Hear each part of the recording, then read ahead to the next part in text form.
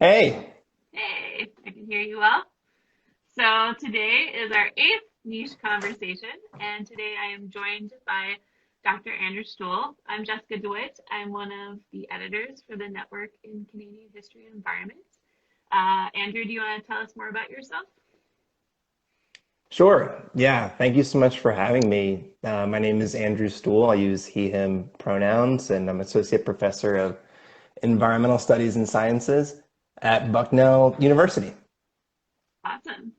So I asked you to join us today because earlier this year you wrote a post for us called Activism and Our Day Jobs. And this was it was part of our series about environmental historians kind of doing public facing work that isn't our day jobs. And so I thought we would start by talking about some of the ways that you present in the article about thinking about activism. So you talk about how academics can our roles as activists can be complicated by what we're expected to do during the day and for work. And one of the frameworks that you provide is Bill Moyer's four roles for social activism. So I thought maybe we could talk about what those four roles are and how you see those fitting in with environmental historians and other academics. Sure. Yeah, that's great. So this is material from Bill Moyer that comes from social movement theory, and he presents like a taxonomy of kinds of activists, four different roles, as you mentioned. Those are normal citizen, rebel, reformer, and change agent.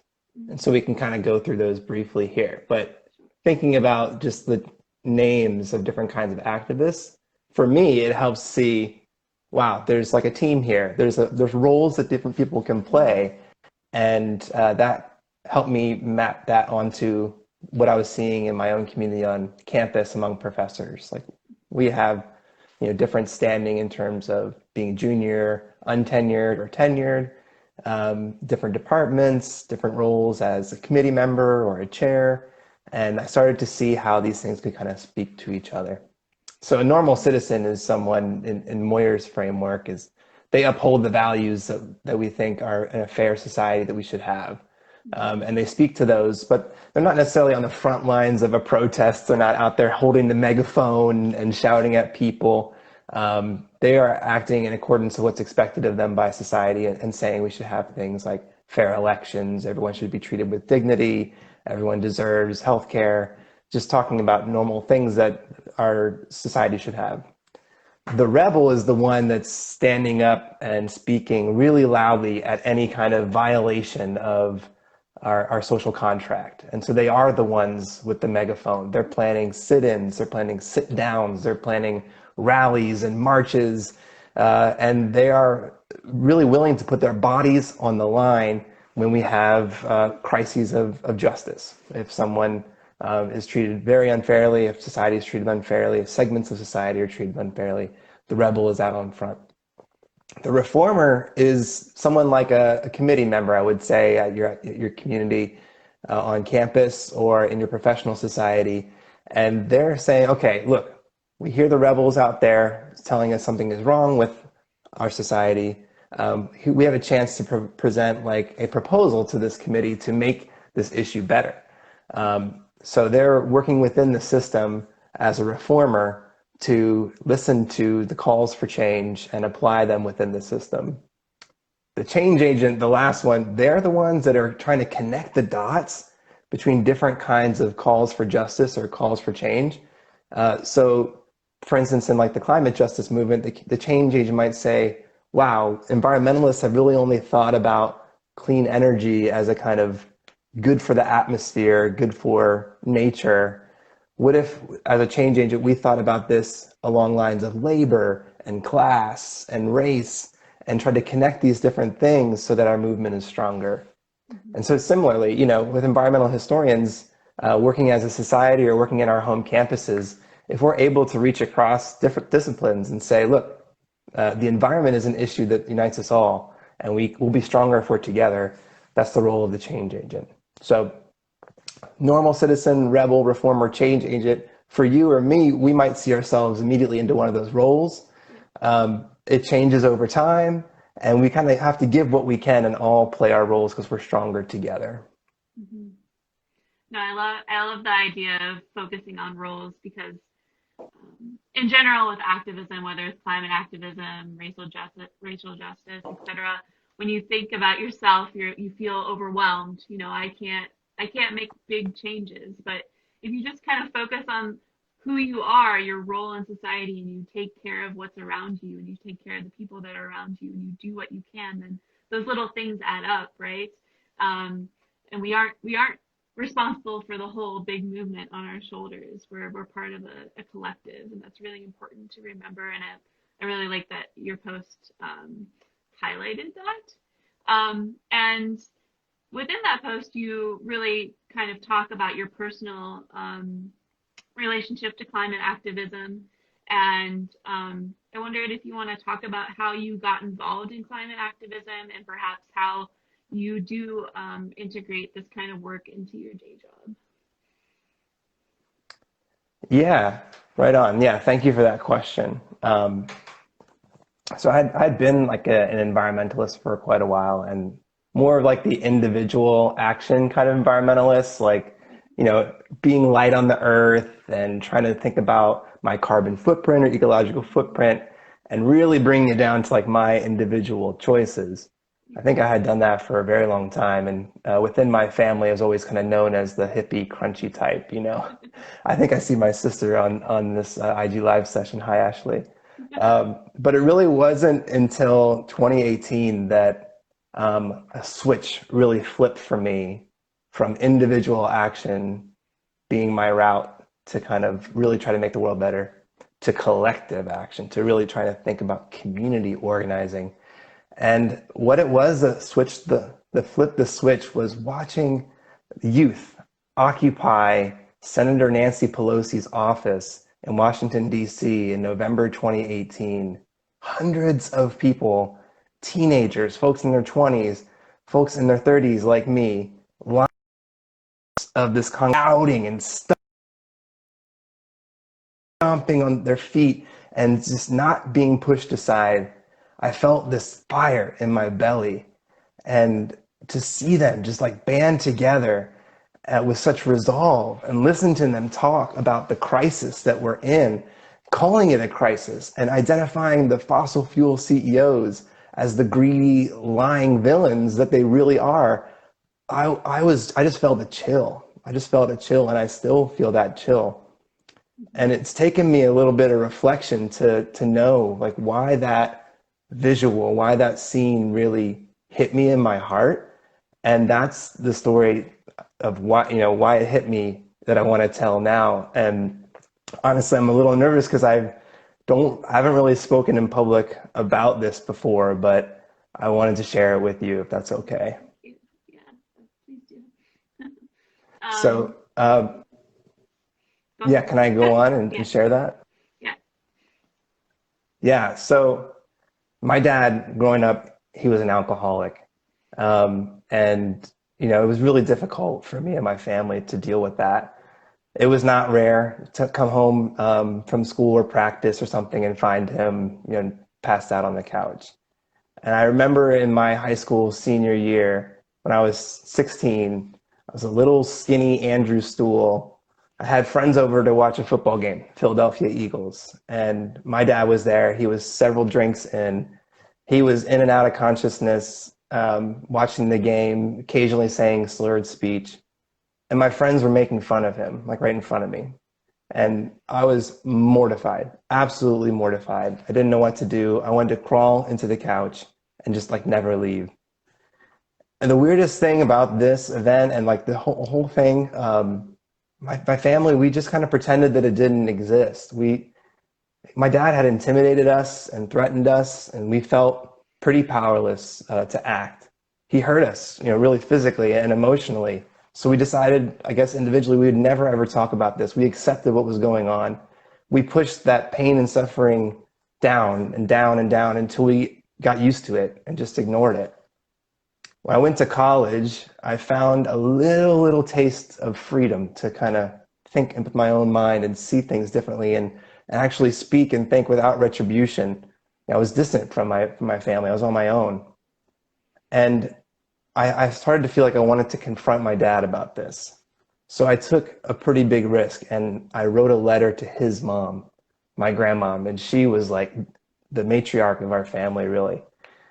That was one of the hardest things I've ever done was to take that pain and to put it on paper and to show it to my dad's mom and to ask her to confront my dad's situation and then to help our family confront the situation. And when I wrote that down, all these emotions just came out. My tears came out. All this pain came out. And I had this piece of paper, and I remember walking to the post office and putting it in the mail, and I felt like a completely different person. I felt lighter, and like my shoulders were back, and I felt really strong, and I felt like connected to the ground, and I felt like I'm in my body. I'm doing the thing I was meant to do. And it just felt good to speak my truth of what was happening in front of me. And what does this have to do with climate activism? When I saw the kids in the senator's office, I saw myself. I knew that we've been lied to about climate change. We've been told to accept the pain and the suffering of communities of color, marginalized community, low-income communities, and we've been told that it's not real or it's not happening or we can just deal with it. And when I saw those kids speaking up about the climate emergency, I felt like that's where they were doing the right thing. And that was me when I was writing this letter to my grandmother. They were taking action in their own hands. They were speaking truth to power. They were doing something that saying it's not too late. And they were saying we don't have to give in to this disillusionment and this lying and this cheating and this stealing from us. So after that sit-in, I felt like I want to be part of this movement too. And I called some friends and said, let's start a chapter of this climate justice movement here in our town. And that was in January 2019. And I'll tell you what, we've done a lot of actions in the last year and a half. And each time we do, I have those same feelings. My heart starts to race. I get nervous. I lose sleep. And I wonder, like, should I just accept it? Should I just bury it down? Should I just turn away, hide in the couch? But it feels so much better to be with the people who are ready to speak truth and ready to call it is what it is, however hard it is. I feel more empowered than ever. And the world is scary. The world really sucks right now. But I still have hope because I know sending a letter, sitting in an office, joining with the people around you to make a difference, it fills me up. It fills me up, makes me feel alive. It makes me feel like we can do this. I come back. I really appreciate you sharing this story. I too have some. I too feel as though my passion for activism is partially connected to family or ancestral trauma, and kind of trying to heal myself and doing what I can to help others. Like it makes me feel, yeah, as you described, just kind of full inside. Like I have purpose. Like I'm doing the best that I can.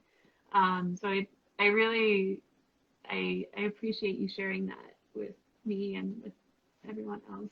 I'm sure that a lot of other people will have similar experiences in their past and will appreciate hearing that from you.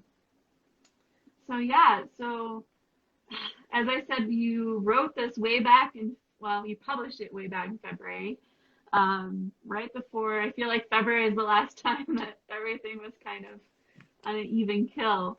Or perhaps, that's just kind of a story that we're telling ourselves, right? So I wonder if you want to talk about maybe what has happened in the past, 9 months since March, and the beginning of the pandemic and other things. Has your activism changed at all? Has it stayed the same in some ways? What's going on in the activist world right now?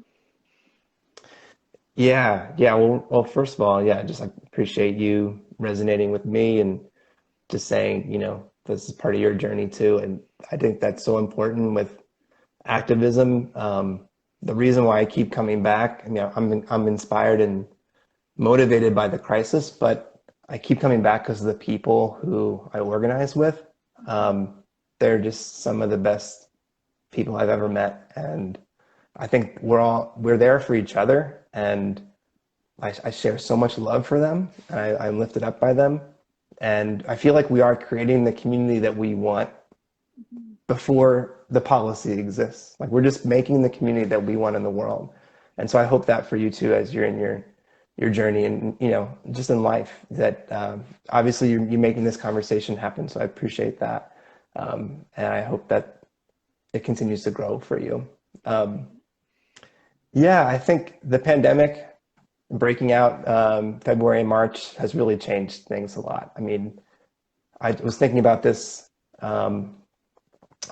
this morning, and I think one of the major things was, we would just see how our society and our economy really works. Who is running our economy? The phrase in the United States that was big, and I think it was North America and worldwide too, is just essential workers. Who are the essential workers, right? Nurses, teachers, grocery store workers.